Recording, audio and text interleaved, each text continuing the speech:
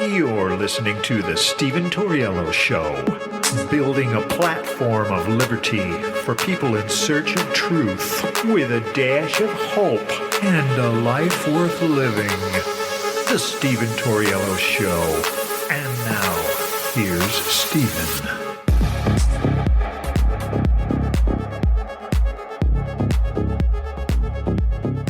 What's up, ladies and gentlemen? Welcome to the show. As always, thank you for tuning in. We have a whole lot of stuff to get into. It's going to be a good show. I want to keep the show flowing in one direction. I don't want to go one article after another, like some kind of media outlet, like Fox News or something. I like to try and keep the show based around a common theme so that it sends one good message out there at the end of the show. So what I try to do is I try to create a theme for the show so that the show can kind of flow really well. I like creating a nice flow to the show. Show flow, I guess you want to call it that.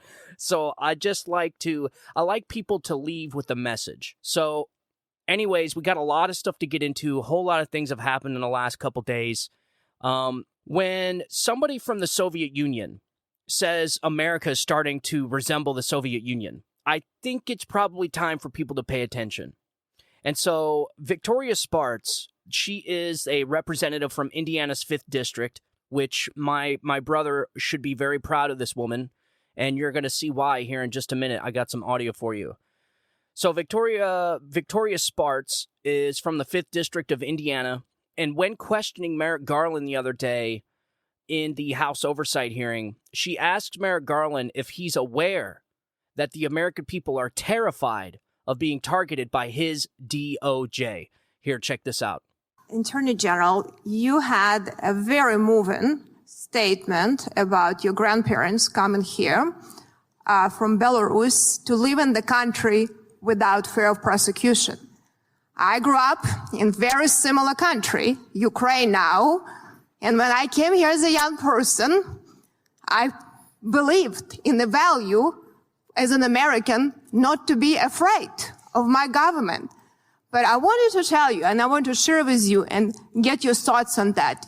Are you aware that a lot of Americans are now afraid of being prosecuted by your department? Are you aware about that? Are you aware of that? I'm just saying, are you aware or not? I think that constant attacks on the department and saying no, it's not attacks. Well, let me give you an example. I don't know. We talk about January 6th. People. I'm sorry? Here, there some people came on January 6th. There probably were some people that came on January 6th here, that had bad intent. But a lot of good Americans from my district came here because they are sick and tired of this government not serving them. They came with strollers and the kids, and there was chaotic situation because the proper security wasn't provided. That's a question that was answered really why. Why we debated for 45 minutes on the floor and didn't stop the debate after the people broke into the Capitol. But these people came, they were throwing the smoke bombs into the crowd with strollers with kids. People were showed up, FBI agent to people's houses. You had in my district, in my town, FBI phone numbers all over the district. Please call that. People are truly afraid. I just want to make sure if you're not aware that you are. And this is a big problem when people are afraid of their own government. Yep, absolutely. She freaking nails it, dude. This woman, it is truly unfortunate that she's not going to be running for re-election because we need people like her in there. And I don't know what it's going to take in the House to keep her, but they're going to have to figure something out. And she actually did an interview with, she actually did an interview where she said that the reason why she's leaving is because she has teenage daughters in high school and she's just been spending way too much time away from them. And it seems like it's all for nothing. And what she means by that is she would stay if Congress would actually get their act together and actually do things for the American people. She's extremely frustrated how the most powerful branches of our government are just standing by while this country is in a decline and the American people are suffering. She's hardcore, man. Like, she has been in the trenches. And she said she's been in the trenches for so long, but it's not justifiable. Her time away from her kids is not justifiable because the government doesn't get anything done. The Congress doesn't get anything done. We have a uniparty in our system that will not allow the American people to prosper. They just won't. This is why they hated Donald Trump. They want to keep the American people in the rut that they're in. These people are cowards, they are feckless, and they are lazy. Most of them in the Senate. This is what I don't understand why it's the House getting all the criticizing when the Senate is by far the worst problem that we have right now. By far the worst. The deepest, most corrupt uniparty in our government is the Senate. And so the people of Indiana, you should take a bow because you put in somebody, you put in a true fighter, man. And I just hope that the Congress does enough to persuade her to stay because we need people like her. Because, ladies and gentlemen, she was born in Ukraine, but at that time she was born, it was the Soviet freaking Union. So she moved to America at 22 years old. So she is well aware of what happens in places like the Soviet Union. She's well aware of fascism. She's well aware of dictatorship and autocracy. And she is here in our country warning the American people that your DOJ is resembling the things that I seen back in the Soviet Union. This should be a wake-up call for everybody. And so I have to ask, like, what is it going to take for people to heed the warnings from all around us that this place is going down the path of autocracy and totalitarianism? Because if it's not going to take somebody that actually seen it, that actually was born in it, lived in it, and escaped it, if that's not going to do the trick, then I don't know what is. I don't know what is, man. I don't. And so, you know, what she's talking about, referring to, is something we've been talking about on this show for a long time, is the deliberate targeting and persecution by our own Department of Justice. So the taxpayers are actually funding their justice system to target them, but only the Republicans. It is clear and obvious that this justice system has been weaponized against Joe Biden's political opponents. There's no other way around it. You know, these people want to sit and try and deny it. But I'm telling you, folks, these people know what's happening. And one of the reasons how I know this is sometimes when you listen to the media, just like I said earlier, I listen to the leftist Pravda media because I have to, so you don't have to. I get it because, trust me, I know how infuriating it is to watch things like MSNBC and CNN. It's straight up Pravda-like propaganda. Straight up like Soviet-style media. And it is. It's state-run media is what it is. Places like CNN, ABC, NBC, MSNBC, it's all state-run media. But I watch it so I can see what the other side is doing. This is what makes conservatives so effective because we study them. We study under them. We know what they're thinking. We know what they're saying. They don't do any of the such. They don't even know what we're thinking on this side. And so every once in a while, you'll hear them slip up and they'll say the quiet part out loud. And I got some audio here of this guy, Ignatius, who wrote an article in the WAPO the other day, the Washington Post, which a lot of people are talking about. This guy essentially kneecapped Joe Biden, sent out the bat signal saying, hey, look, Joe Biden's got to drop out. He's not going to win against Donald Trump. He's too old. He can't do this. Essentially telling the media to start turning on Joe Biden is what that was. This guy's coming in, Ignatius is coming in and saying the quiet part out loud so that the media gets the hint. And now from here on out, you're going to start seeing the media slowly starting to turn on Joe Biden. Is Joe Biden going to drop out? I don't know. I've been saying for weeks that I think they're going to put somebody else in, like a Michelle Obama. But then again, also, why would they? When we truly don't even know who's running our country right now anyways. It's not Joe Biden. Joe Biden is absolutely perfect for them because they get everything they want. The guy will sign anything they put under his nose. He'll sit there and mumble, fumble, bumble around on the stage, and the American people are like, oh, it's just good old Joe. You know, age isn't an issue. This is the stuff that we're hearing. And so I'm going to play some audio where this guy Ignatius says the quiet part out loud and actually admits on live TV that Joe Biden is mobilizing his Department of Justice against Joe Biden's political opposition. Here, check this out. So, Mika, you've summarized my argument, what led me to write this piece, just right. I admire many things that President Biden has done in domestic and foreign policy. I do think that legacy, and at the center of his legacy, is the fact that he stopped Trump. He stopped him in 2020. He stopped Trump supporters in the midterm elections. He's mobilized the Justice Department. He's mobilized the Justice Department. He's mobilized the Justice Department that is now bringing Trump to accountability. I worry that all those achievements are at risk. And it seemed to me through this summer, I haven't gone anywhere in the country. I haven't talked to any group of people where this issue of whether President Biden should run again hasn't been a centerpiece of conversation. It doesn't get into the newspapers. It doesn't get much on TV except Fox News, which is obsessed with it. And I thought that it was time to raise that question. Again, the heart of it is whether Joe Biden is the best person to carry this legacy forward. There you go. See, it's stuff like that is why I watch, because this gives you the mindset of the left, because they're never going to admit what they truly think. What these people truly think is that Donald Trump, because they don't like him, because they believed all the lies from the Pravda media that they continue to watch, that continue to spew out propaganda, they think Donald Trump shouldn't be able to be president. It's truly incredible, like a bunch of fascist dictators. These people are like a bunch of bootlicking fascists. Oh, we don't think Donald Trump should run because we think he's a liar, so therefore it's perfectly okay for the Department of Justice and the Biden administration to railroad him and persecute him with lawfare. Perfectly fine. And so a lot of them will deny it. He's not being prosecuted. I'm telling you, folks, this is what they do. They sit there and they play dumb.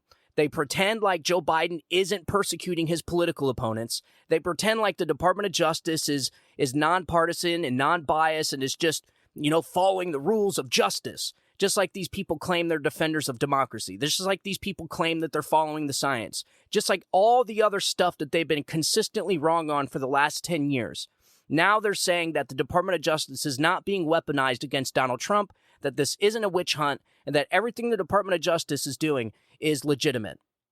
It's truly incredible, but every once in a while you'll see people like this guy Ignatius come out and say the quiet part out loud. Trust me, they were freaking out after this guy said that. He actually admitted that the Biden administration, Joe Biden, is mobilizing the Department of Justice against Donald Trump and his supporters. He's mobilized the Justice Department. So think about it. How many of Biden's political opponents have been in prison so far? Just in the last 2.5 years. Let's see. So we got 12 to 1,300 and counting of the protesters on January 6th? I mean, folks, 12 to 1,300 have been charged and they're still looking? It is, and it's even been admitted by them that this is the country's largest manhunt in DOJ history. They're literally out there hunting down Trump supporters. Any protester that went to January 6th that day. That should be terrifying. People are terrified. This is why you have suicides. These people are committing suicides. There was just another suicide the other day. The Department of Justice came over, charged this kid with some ridiculous charges like they were charging everybody else with, and he's facing like 20, 30 years in prison. So he just killed himself. He committed suicide. He took his own life. This is what this Department of Justice is doing. So you actually have American citizens that are so terrified of this Department of Justice coming after them for going to a protest to petition their government that they're actually taking their own life because they don't want to go to prison, because they know they're going to go to prison because the whole damn system is rigged. The justice system has been weaponized. It has been politicized against their political opposition. It is disgusting. And we've been talking about this for a while. So think about it. You got, 12 to 1,300 of protesters on January 6th. You got the 16 alternate electors in Michigan. Those people that signed a piece of paper saying that they were the alternate slate of electors just in case Donald Trump's challenge is won in the state of Michigan. They've all been indicted and charged with felonies.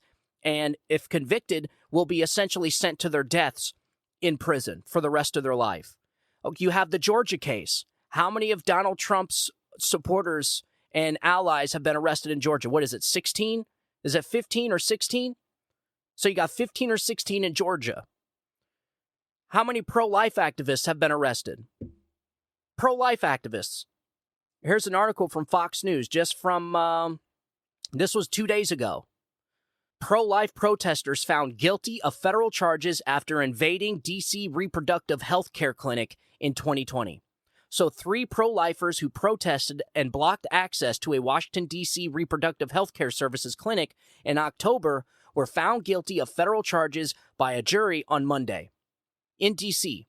D.C. is the new Stalingrad. Okay? D.C. is the new Soviet Union. This is where Trump supporters or anybody that doesn't tote the line go to prison. You might as well just call it the Gulag at this point. We should start calling Washington, D.C. the American Gulag. That is what we should start calling it, because this is where all the corrupt judges stay. They all eat dinner with one another. They talk about how they're going to be charging people. They all have an agenda. They're all pushing their ideologies. They have been consumed with emotions. These judges are not judging appropriately. They are not doing justice to the United States of America. They are ruining the rule of law. They are ruining the trust and credibility in this justice system. These people have done more damage to this country in the last 2.5 years than any other foreign enemy has ever done to this country. Okay? So the Department of Justice said in a press release that 41-year-old Jonathan Darnell, 73-year-old Gene Marshall, and 74-year-old Joanne Bell were all convicted of federal civil rights conspiracy and freedom of access to clinic entrances, the FACE Act. The DOJ said Marshall and Bell traveled to D.C. to meet with Darnell and to participate in a clinic blockade that was coordinated and streamed live by another co-conspirator on Facebook. During the blockade on October 2020, the defendants are accused of creating a blockade at the clinic which prevented the clinic from providing reproductive health services. Felonies. Arrested, imprisoned. 74, 75-year-olds. All right, so you got that. Those go right with the 1,300, the 16 Michiganders, and the 16 people in Georgia. Let's not forget to mention that Joe Biden is purposely trying to imprison his chief political rival, Donald Trump, for 700 years, essentially sending him to his death. You want to sit there and tell me that this place isn't looking more like the Soviet freaking Union every single day? Of course it is. And you have somebody that was born and raised in the Soviet Union warning the American people, yo, your country is turning into a fascist totalitarian regime that resembles the Soviet Union. And the media outlets just want more blood. The media outlets want more blood. They do not stop. This is why I call them the Pravda. They are the Pravda outlets of our day. CNN, MSNBC, all these left-wing outlets are no different than the Pravda outlets back in the Soviet Union. It is truly incredible how we are watching the replay of history right in front of our eyes. We're watching the Sovietization of the United States of America. And I've been saying this for months, but I've never heard a congressperson that was actually from the Soviet Union tell America that America is starting to look and resemble the Soviet Union. It's truly incredible. So what makes you wonder, like you might say, well, yeah, but I mean, they got to be arresting other people, right? Because justice is supposed to be equal. Justice is supposed to be equal, right, folks? You know, the Lady Justice with the blindfold, the scales, and the sword. Well, how about BLM? How many BLM people have been charged, indicted? How about Antifa? How many pro-abortion activists have been arrested? You got the lawyers that firebombed that police cruiser in the BLM riots. They're out of prison already. They're out of jail. They got 15 months. And you're talking about some of these people going into prison for the rest of their lives. But yet, 2 lawyers firebomb, 2 Democrat radical leftist lawyers firebomb a police cruiser, and they're already out of jail. No BLM, no Antifa. Folks, if Democrats didn't normalize the abnormal the last 2 years, I would say I was shocked. But it's like we're not even living in America anymore. It's so truly shocking to me how I can sit here and my country doesn't even look like the country it did just 3 years ago. How is it possible that these people have changed this country so much in such short time? It has to be on purpose. It has to be. Because there's no other excuse for it. I mean, I say this all the time, a broken clock is right twice a day. How can this be on accident? Between the open borders, between the disastrous foreign policy, that's actually not surprising. I'm more shocked that Democrats aren't happy with Joe Biden's foreign policy, being how Joe Biden has been wrong on every single major foreign policy issue his entire career. And this has been confirmed by Robert Gates. I've played that audio before. The Obama cabinet member that said Joe Biden has been wrong on every foreign policy his whole career. So it's amazing to me Democrats are, sitting here saying, oh, Joe Biden, he may not be that good in foreign policy, or they'll just come out and just lie. They'll just straight up just lie, man. What we're witnessing right now is this country's biggest propaganda campaign it's ever seen. Ever. The propaganda we are seeing right now from the state-run media outlets like CNN and MSNBC are off the chain. It is unlike anything we've ever seen. These people will just come out and straight up lie right to the American people's faces. You have a Attorney General, Merrick Garland, gets on the stand and just lies and just straight up just completely dodges the questions as if he doesn't work for the American people, as if he is above the law. They sit there and say nobody's above the law, while this Attorney General will just straight up just lie to the American people. And then who's going to hold Merrick Garland accountable? He is the Attorney General. He is the one that is supposed to be overlooking and taking care of our justice system. So who's going to arrest him? Who's going to hold Merrick Garland accountable? What are you gonna, is Merrick Garland going to indict himself? Is he going to arrest himself? Of course not. This is the problem when you have a politicized Attorney General. This is the problem when you have a politicized justice system. It starts to be weaponized against your political opponents. This is exactly what I said was going to happen the moment Joe Biden nominated Attorney General Merrick Garland. I knew this little lying weasel was going to want to get revenge on the Republicans for not allowing him to have his Supreme Court seat, which thank God, folks. Thank God. I mean, could you imagine having Merrick Garland, this lying little weasel, in our Supreme Court? I mean, look, he's technically more smarter than that Jackson woman, and he's more smarter than Sotomayor. So, I mean, Merrick Garland's certainly smarter than Judge Jackson, who couldn't define what a woman was. She says she's not a biologist. So she says she's not a biologist, so she couldn't define what a woman was. Like, you have to be a zoologist to know what a dog is. Like, no, you don't have to be a zoologist to know what an elephant is, okay? So he's certainly smarter than her, and then he's most definitely smarter than Sotomayor. This woman may be the dumbest person we have in our government, which, listen, folks, that is saying a lot. I mean, when you claim someone to be the dumbest person in our government, that is saying a whole lot. That you must be one stupid son of a in order to take that trophy. Because, man, that's putting the bar up there. And so I just wanted people to hear what I've been saying for the last 6 months from somebody that's actually been in the Soviet Union and is warning the American people. Joe Biden will go down as one of the most destructive presidents to ever step foot in the Oval Office. I promise. I promise. And I will dedicate this show to making sure that that's exactly how history remembers Joe Biden, Merrick Garland, and all the corrupt people we've been talking about on the show for the last, 6 months since the show started. I will make it a personal agenda of mine to make sure history never forgets these people. But I'll tell you what, folks. People are starting to come to the realization with Joe Biden. They are starting to realize that age isn't an issue, but dementia certainly is. And Joe Biden and his endless gaffes they're starting to worry the Democrats. So Carla posted a audio clip of the show on TikTok, and she put a poll up, essentially saying, "You think Michelle Obama's going to enter the race? Yes or no?" Well, the majority of the people put no, like 63% or something like that said no.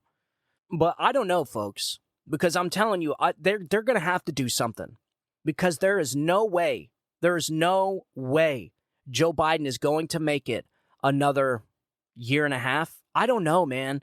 I don't know. Now is this guy even going to survive that long? Is he even going to live that long? I mean, we're talking about somebody that should be in a nursing home. This guy should be like at home, surrounded by his loved ones, with nurses around him. Like, dude, this guy is old. It's not like, and you hear Democrats talking about, oh, age isn't an issue. Folks, this isn't anything to do with age. This guy is losing his mind. He's on like stage 6 dementia. So it's not age. It doesn't have anything to do with age. They're right. But it has everything to do with somebody's cognitive ability. And so doesn't matter if somebody's 30 or 90, if they have dementia, and I'm telling you, this guy has dementia. And so I got an article here from the Gateway Pundit. And the people of Pennsylvania are definitely starting to come to the realization that Joe Biden is not fit to be running for president again. So I got an article here, hat tip to David Greason. Pennsylvanians who voted for Joe Biden in 2020 now say he's too old and feeble. So CBS News interviewed Pennsylvania voters last weekend who voted for Joe Biden in 2020. The answers they gave did not give much hope in Biden's ability to lead. Joe Biden won Pennsylvania in 2020, even though Trump was up by more than 700,000 votes at midnight on election night. So think about that. This was one of the giant frauds of the 2020 election. Everybody went to bed with Donald Trump leading in these states, and they woke up with Donald Trump losing. Somehow, some way, which would be a first time in history that a candidate made up a 700,000 vote lead and took over that lead overnight while everybody was sleeping. Pennsylvania had some outrageous election issues, outrageous abnormalities and irregularities. I mean, the math didn't even add up. I remember there was statisticians that were saying this is absolutely insane. They said this was like jumping off a bridge into a shot glass that was on a speedboat doing 60 miles an hour. Yeah. I mean, they say the likelihood of a candidate gaining 700,000 votes in overnight and overtaking the lead is just, it's like in the billions. So Pennsylvania, I hope to God, the RNC, I hope the Trump campaign is starting to figure this election stuff out now.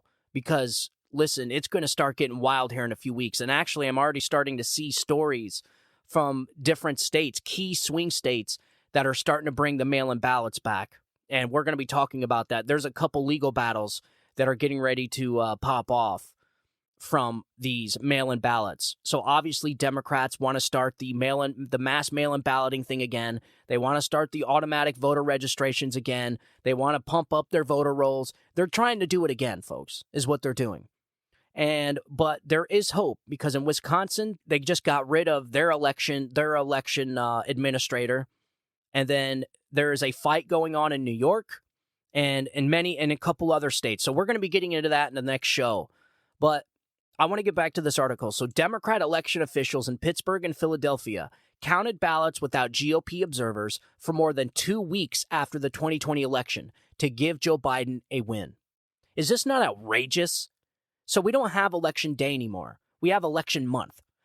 Like, this is exactly what I'm talking about when I say that the Democrats have moved the Overton window so far that they've just normalized election month now.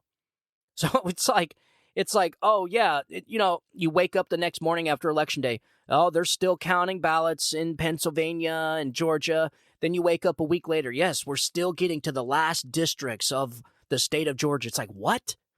And then what they do is they just count ballots until they get a win.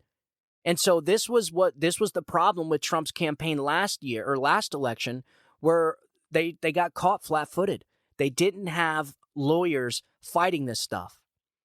I'm going to tell you this, if the law in Pennsylvania is that you must have GOP observers in the room when you're counting ballots, and then those GOP observers aren't there and you count ballots, how are those ballots legal? How? This is exactly what people are talking about, the fraud. You know, they want to say there was no election fraud, but this was the type of stuff we're talking about, is that it was legal cheating, essentially, because no judge was going to sit there and disenfranchise 50,000 voters. They weren't going to remove 50,000 ballots. And this is exactly what the Democrats counted on. And so what's to keep them from doing it again? Just kick out the GOP voters, bring in the batches of ballots, count them when nobody's there, and then go outside and go grab them in and say, okay, we're ready to go. It's like, what? This is not how our elections are supposed to work. You guys remember them stuffing pizza boxes in the windows so nobody can see in there. You guys remember the pipes bursting that actually didn't burst.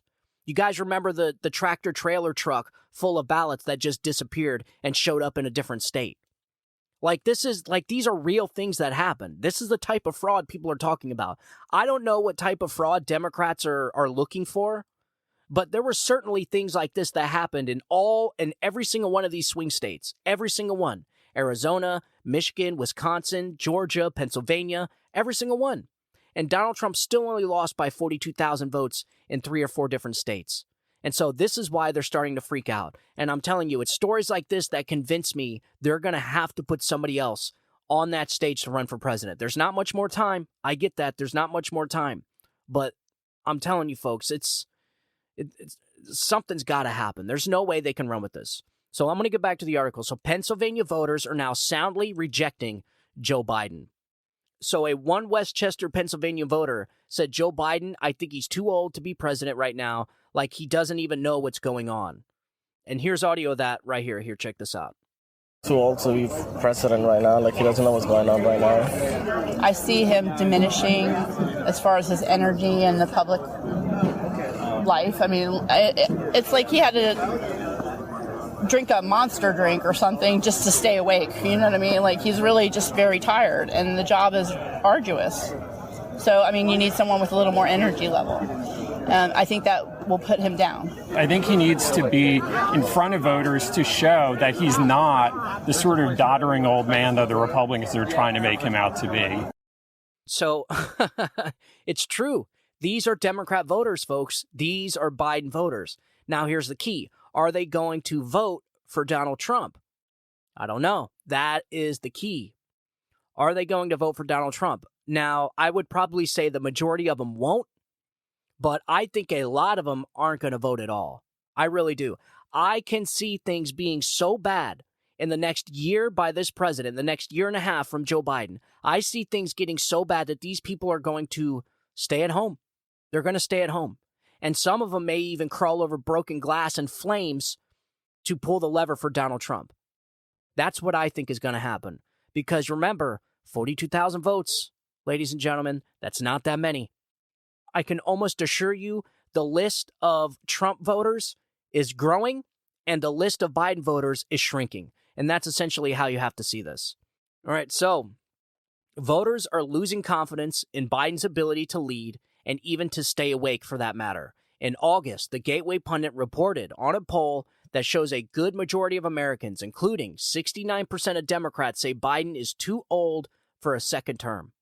A new Associated Press NORC poll has found that the vast majority of Americans believe Joe Biden is too old to be effective in a second term as president. All that anyone has to do to reach this conclusion is to watch Joe Biden. Every time he speaks, he slurs all of his words to a point where it is difficult to understand him.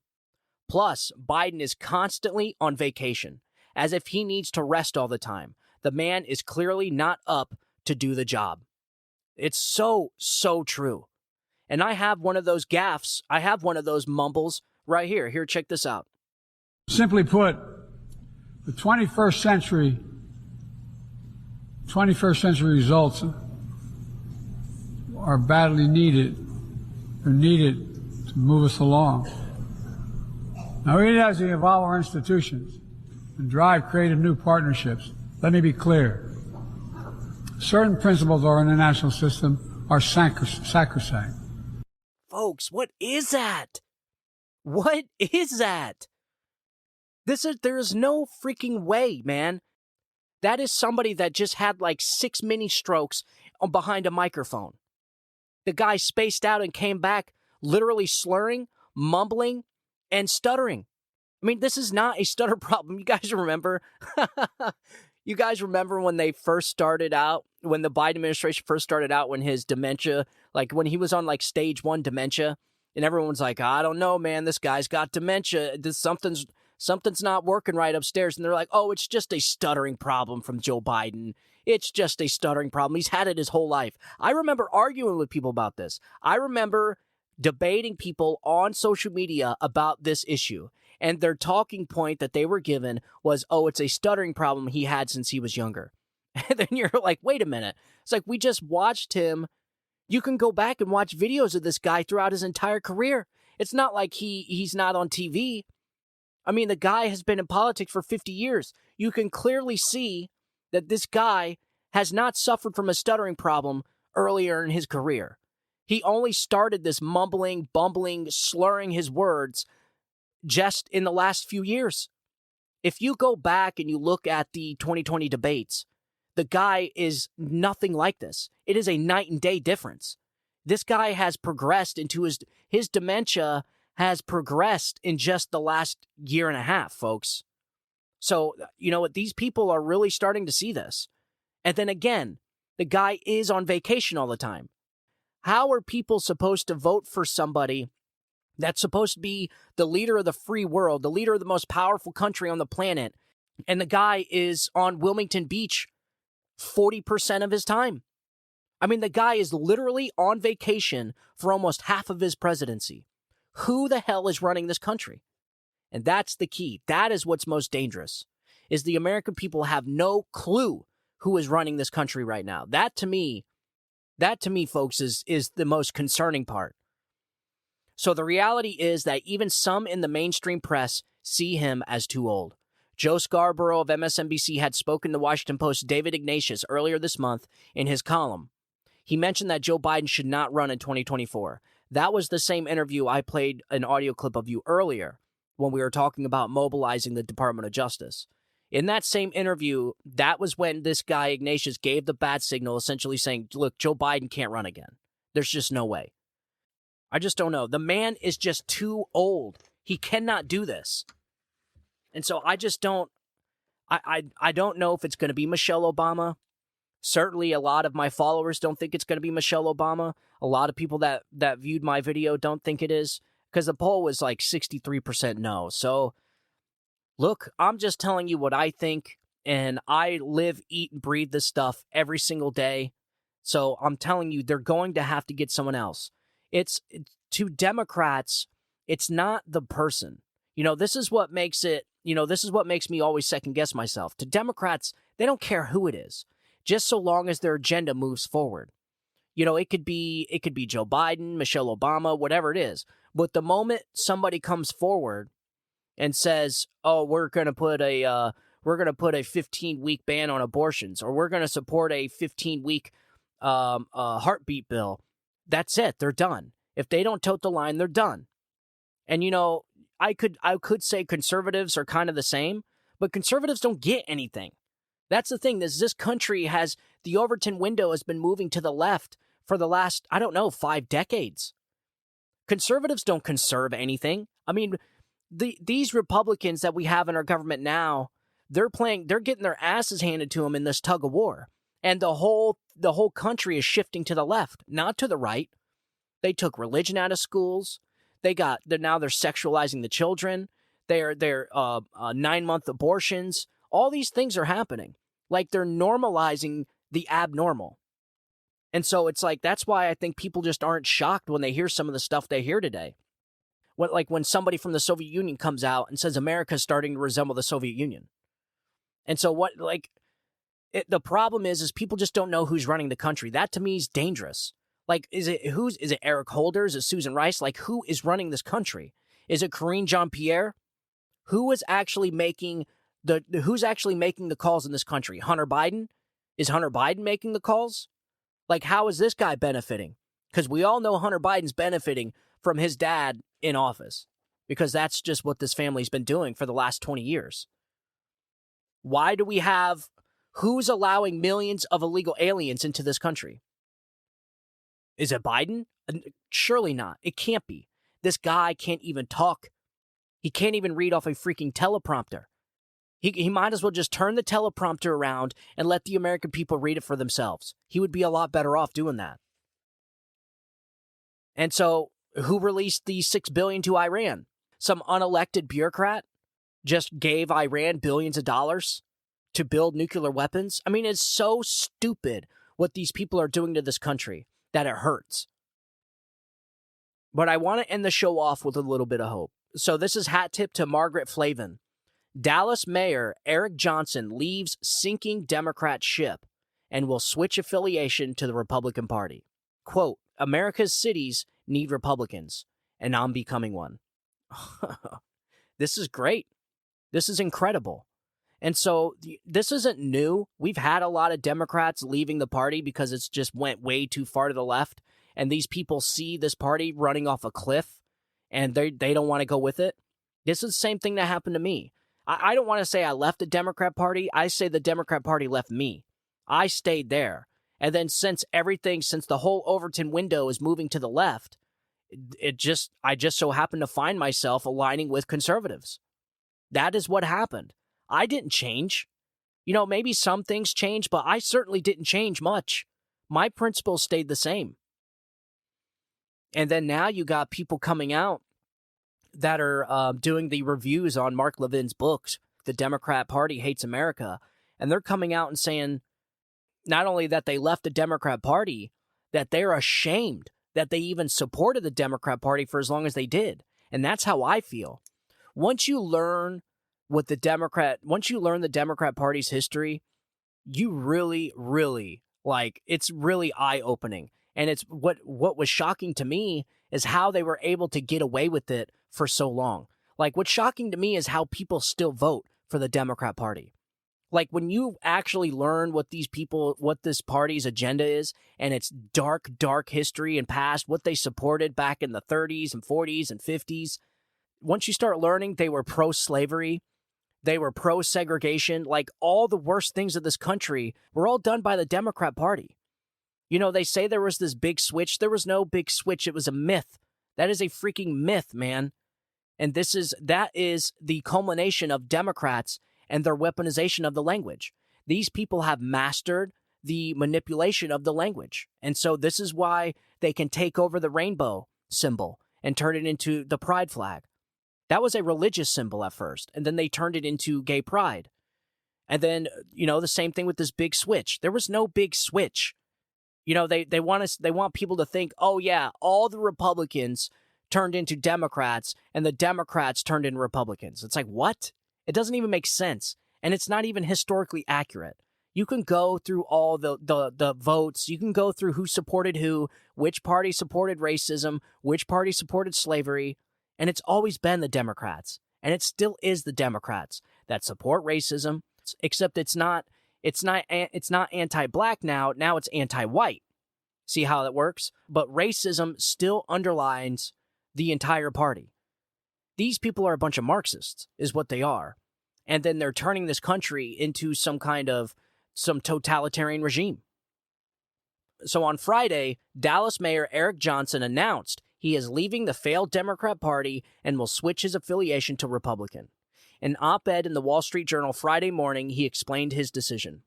Johnson discussed the successful work his administration has done to reduce violent crime in his city and shared his pride in reducing property tax rates to increase interest from investors. Johnson received 98.7% of the vote in his re-election campaign this year, and though he affirms he has no intention of changing his approach, he will change his party affiliation, saying, quote, "Next spring, I will be voting in the Republican primary. When my career in elected office ends in 2027, I will leave office as a Republican." Yeah.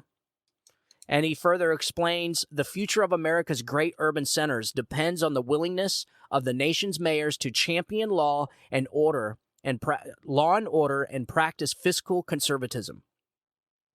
Our cities desperately need the genuine commitment to these principles, as opposed to the inconsistent poll-driven commitment of many Democrats that has long been a defining characteristic of the GOP.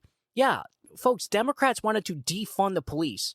Do people realize how much damage that did to the black communities? And the Democrats defunded them.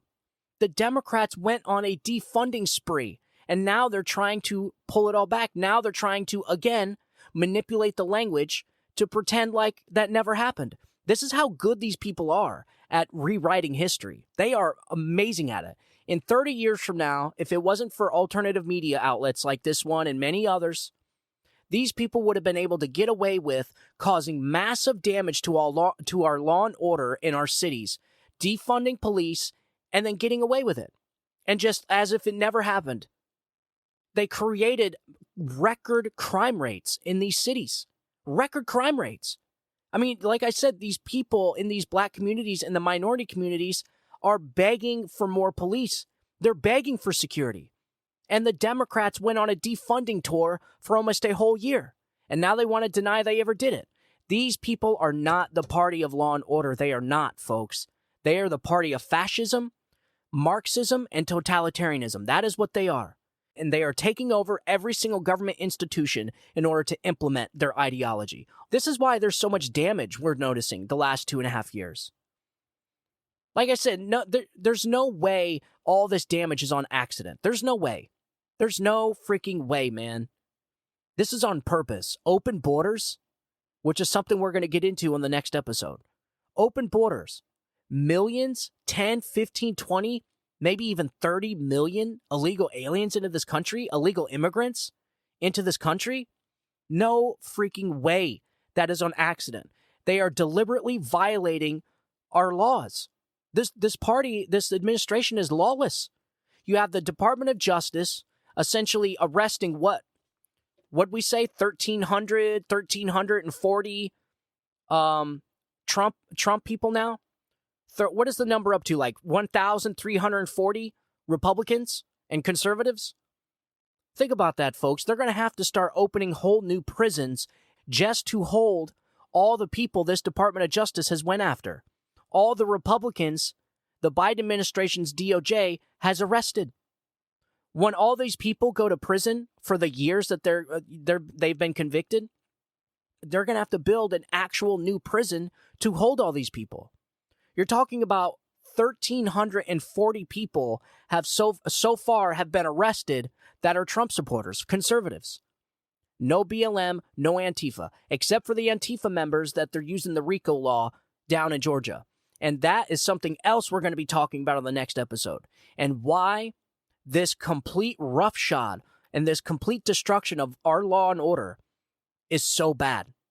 It is so bad. It's not going to affect just Donald Trump and his supporters. It is going to linger on in this country. These cases, this is the saying. This is how the saying goes. Bad cases bring bad law. And what's going to happen now that these freaking people like Jack Smith and Fani Willis and Alvin Bragg brought these disgraceful, unprecedented cases that are absolutely BS. Now there's going to be BS laws that have to be created in order to uphold them. This is why you do not bring shoddy, crap, unconstitutional cases like this. Because guess what? That same RICO law that they're using against Donald Trump and his allies in Georgia are now being used against Antifa. And Antifa that were trying to destroy a new police precinct.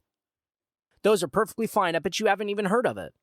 Oh yeah, bunch of Antifa members got caught trying to destroy a police precinct on a construction site. So there was a new construction site. They called it, I think it was called Police Town or Cop City. Yeah, it was called Cop City. It's going to be a giant training facility. And it was being built, and Antifa went there trying to destroy it. Well, they got all charged with RICO charges. This is why you don't bring crap cases like this, because it starts to damage our law and order. It starts to damage our rule of law and all the precedent that's been set. You cannot and you should not rewrite law on bad cases that should have never been brought. This is why you don't bring crappy cases like all these cases. Jack Smith is doing it. All of it's being done to Donald Trump to influence the election. We all know that. We know it. That is what they're doing. They don't even hide it anymore. They try and play dumb. They try and play word games. But these people came out on the first day that Donald Trump was indicted and came out and said, well, he shouldn't have ran for president. So they already know that the system is being weaponized against Donald Trump and his allies. They already know this. They admitted it a long time ago until they realized, oh, we kind of look like fascist dictators. We better not admit that. That's what these people do, man. It's so disgusting. But look, if we get more people to realize, just like this mayor in Dallas, if we can get more people to just open their eyes to the destruction of the Democrat Party, then I'm telling you, we're going to be okay. I do see light at the end of the tunnel, but it's a long, long tunnel, folks. There's going to be a lot of stuff that happens. Stuff is going to get wild here in the next year and a half. Because like I've been saying for months, this is not Republican versus Democrat. This is the system versus the people. I say it on almost every show because that, I think, needs to be the message. This has nothing to do with politics anymore. This has everything to do with the United States as we know it. Because they are trying to fundamentally change this country. And they don't even hide it. They come out and tell you. And this is why America doesn't even look like America anymore. You have a state media that has this constant thirst for blood of Republicans. They do not stop. The Joe and Mika and the Joe Blow show in the mornings, the Morning Joe Blow show, these people are constantly talking about Donald Trump. They're doing it again. They're trying to brainwash the people again. They are nothing but propaganda outlets. And when people start to turn them off is when people will start to see the truth. Donald Trump is irrelevant in all of this. He has nothing to do with any of this. This is about the American people's freedom and liberties being violated. It's just starting with Donald Trump. And I'm telling you, once they get the approval that it's okay to do it to a former president, then it's certainly okay to do to regular Americans. And they will. I promise you they will. It's just, and so we got to make sure we stop it. So speaking of the Soviet Union, 87,000 IRS agents. Remember when we said, oh, that's not going to be good for the American people? Oh, no, they're not for the American people. They're going after the rich. Oh, no, folks. No, they're not. So I got an article from an IRS watchdog group that actually lays waste to that talking point. So we're going to be getting into that next episode. We're going to be getting into the border, and I want to get into the debt battle. I'm going to be hopping on a show right after this to get into all of that. So if you guys want to reach out to me, you can get a hold of me at StephenTaurielloShow@gmail.com. And one more thing, if you guys are listening to the show right now, if you're listening to my words right now, take out your phone and then find out wherever the little bell is or the check mark or the follow button, whatever it is, and just smash it. Smash the follow button, smash the bell, follow it. Follow it, whatever you got to do. Follow, share the show with your friends and family. Tell them to follow the show so that we can get the word out there. That's what this show is about. We need an army of informed people so that we can change the direction this country is going in, because I see a cliff and I see the Democrats smashing the gas. And I just see the conservatives just trying to hold this whole thing back. And look, they're taking ground. They're making ground. They're taking us right towards that cliff. And so it's important that everybody is informed and up to date, because we got a year and a half up until election time. And it will be the most important election of your lifetime, I promise. I guarantee it. And so it's important that people are informed and up to date, because this is the thing with Democrats. This is the thing with propaganda and the way that the Democrats are destroying this country and brainwashing the people, is that it's very easy. It's much, much easier to tell the truth than it is to uphold a lie. And so it's really hard for these people to continue their lies and propaganda. This is why they have to censor people. So always remember that. You can always tell which side is lying when you figure out which side is trying to censor people. And because truth is so much easier than upholding a lie, these people have to censor everything. And that's something else we're going to be getting into. The Department of Homeland Security has just brought in some people to create this intelligence gathering group. Oh, and it's going to drive you. It is going to piss you off who is a part of this group. So make sure you tune into that episode. It's going to be on right after this one. So make sure you tune in, share it, follow it, and I'll talk to you guys here in a little bit. So I want you guys to have a good day, have a great weekend. Make sure you rest on Sunday, and God bless you, and God bless America. You guys have a good day. Bye-bye.